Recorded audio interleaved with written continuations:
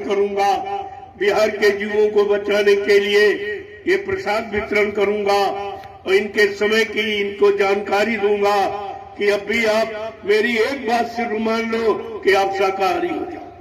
तुम्हारे पास कोई मुसीबत नहीं रहेगी, कोई बीमारी नहीं आएगी, कोई पारस्परिक लड़ाई झगड़ा नहीं होगा, किसी तरह का कोई चोरी डकैती कत्ल नहीं करेगा, कोई दुर्घटना नहीं होगी। केवल आप एक काम कर लो कि आप शाकाहारी हो।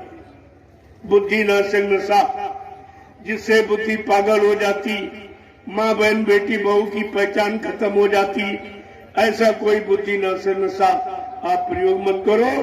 और ये मुर्दा मांस, ये तो आपके लिए बहुत जहर है, क्योंकि तुम जिंदा हो, जिंदा मुर्दा खाए ऐसा तो कहीं नहीं लिखा। कोई गीता में, कोई रामायण में, कोई भागवत में, कोई कुरान में, कोई बाइबल में, कोई ग्रंथ साहब में, कोई धार्मिक किताब में ऐसा लिखा? किसी ने आपको ये सलाह दी है? फिर आपने ये कहां से किया? कोई देवी, कोई देवता, कोई मंदिर, कोई मस्जिद, कोई गंगा, कोई जमुना, क्या किसी ने इस तरह की आपको सलाह दी है? ये गंदे खान पान की। अरे गंदगी में तो कोई पूजा नहीं स्वीकार होती, और आप गंदगी खाओगे तो भगवान कैसे खुश होगा? देवी देवताओं की पूजा आपकी क्यों नहीं कबूल हो रही? क्यों आप गंदगी खाते हो? जब मंदिर में जाते हो, देवस्थानों में, तो जूता चप्पल बाहर निकाल देते हो। किस लिए? कि अगर जूतों में गंदगी लगी होगी, अंदर पहुंच जाएगी तो देवता नाराज हो जाएगा, भगवान नाराज हो जाएगा। और गंदगी पेट में रखे जा रहे हो तो देवता खुश हो जाएगा। क्या देवता खुश हो जाएगा? क्या भगवान खुश हो जाएगा? क्या खुदा खुश हो जाएगा? ये सब जानकारी आपको रखनी चाहिए थी। तो मुसलमानों की किताबों में लिखा, अगर कोई मुसलमान ये कहे कि हमारी कुरान शरीफ या हमारे मजहबी कोई किताबों में ऐसा लिखा, तो वो झूठ कहता है।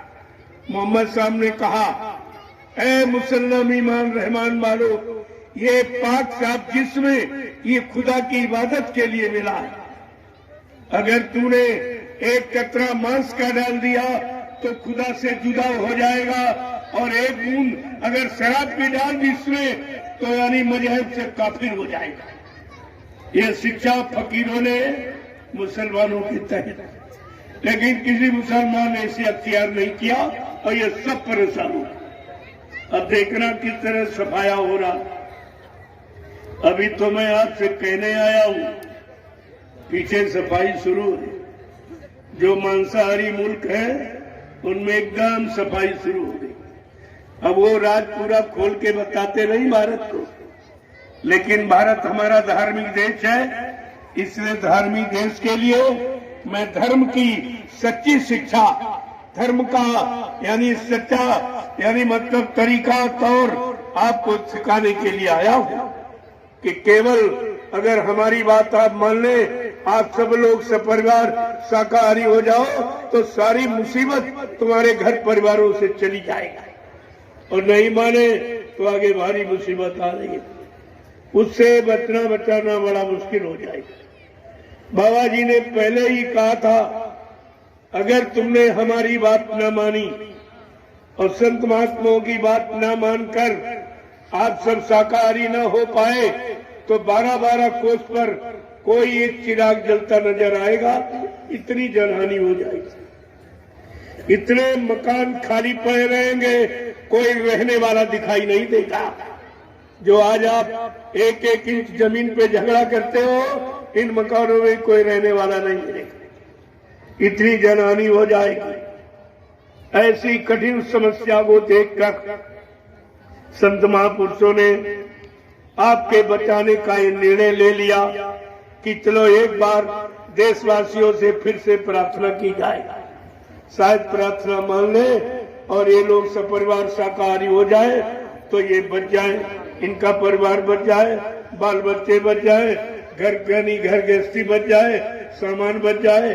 वो तो हर तरफ से महात्मा तुम्हारी मदद करना चाहती, तुम्हारी मदद के लिए, और आपसे कुछ मांगते नहीं, कुछ नहीं, हमको आपसे कुछ नहीं चाहिए, केवल चाहना ये है कि आप ये अच्छी बात मान लो तो आपका परिवार बच जाए, बाल बच्चे बच जाए, नहीं तो बड़ा मुश्किल हो जाएगा। इतनी जानलेवा बीमारी कुदरत ने तैयार कर रखी है कि पल मिनट घड़ी देर होती, इतना भी समय नहीं लगेगा। गांव के गांव, शहर के शहर, कस्बे के कस्बे, मुल्क के मुल्क साफ हो जाएंगे। इतनी जनहानि, आगे खून बरसता दिखाई दे रहा। आपको तो नहीं दिखाई दे रहा। महात्मा त्रिकालदर्शी होते, भूत भविष्य वर्तमान को अपनी जगह से बैठकर देखते हैं और कह रहे कि ऐसा लग रहा जैसे खून बरस रहा हो। इतने लोग मर जाएंगे, इतनी जनहानि हो जाएगी, तो इतना वीरान हो जाए, देश गांव वीरान हो जाएंगे, फिर यहाँ बचेगा क्या? तो उनको चिंता है इसलिए कि ये मनुष्य शरीर बार बार नहीं मिलेगा। करोड़ों जन्मों की तपस्या, करोड़ों जन्मों के पुण्य, करोड़ों जन्मों की सेवाएं जब तुम्हारी एकत्र हो गई, उनके शुभ कर्मों के कारण ये परमात्मा ने मनुष्य मंदिर आपको भेंट किया कि जाओ अब की बार इस मनुष्य मंदिर में जो जीवात्मा को सौभाग्य मिल रहा, इस मनुष्य मंदिर में जीवात्मा को परमात्मा से मिलने का पूरा अधिकार है। लेकिन परमात्मा से मिलाने वाले कोई संत महात्मा मिल जाएगा तो ये काम तुम्हारा आसानी नहीं होगा। घर गृहस्थी परिवार में रहकर न आपको बाल बच्चे छोड़ने हैं, न घर परिवार छोड़ना है, न खेती दुकान दफ्तर बिजली व्यापार मजदूरी बंद करना, इसी में रहकर सच्चाई ईमानदारी से 8 घंटे अपना काम करो। शाम को बाल बच्चों की सेवा, जब कोई काम न हो तो 1 घंटा इसी मनुष्य रूपी मंदिर में बैठकर आत्मा से परमात्मा का सच्चा भजन करो, खुदा की सच्ची इबादत करो रूह से, तो सारे कष्ट मुसीबत तुम्हारे दूर हो जाए। और तुमने बात मानी नहीं, तुम पूजा में फंस गए और पूजा का भी मतलब नहीं समझा कि शराब भी पीते पूजा भी करते। ये कौन सी पूजा है?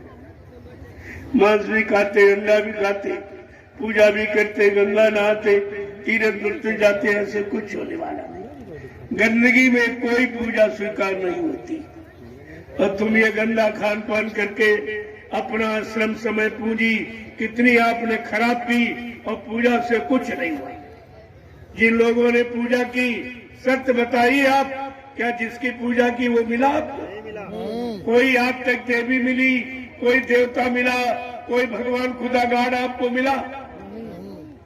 फिर किसी ने कर? अरे दुनिया में कोई काम करते लाभ पाने के लिए। अगर खेती में अनाज पैदा न हो तो खेती करोगे आप? नहीं। व्यापार करते हो, मुनाफा न हो तो व्यापार करोगे? नहीं। नौकरी करते हो, तनख्वाह वेतन न मिले तो नौकरी करोगे आप? नहीं। लेकिन ये पूजा कब से कर रहे हो? 3 युगों से, और जिसकी पूजा कर रहे हो वही नहीं मिला। न कोई देवी मिली, न कोई देवता मिला, न कोई भगवान मिला, न खुदा गाड मिला, तो तुम्हारी पूजा किस तरह की है? कारण है जिसकी पूजा की वो यहाँ नहीं है। ये है मृत्युलोक, जहाँ हम आप बैठे हो, ये मृत्युलोक। और देवी देवता देवलोक में रहते हैं और शरीर देवलोक जाएगा नहीं। ये तो यहीं पे जला के राख कर दिया जाता या गड्ढा खोद के गाड़ दिया जाता।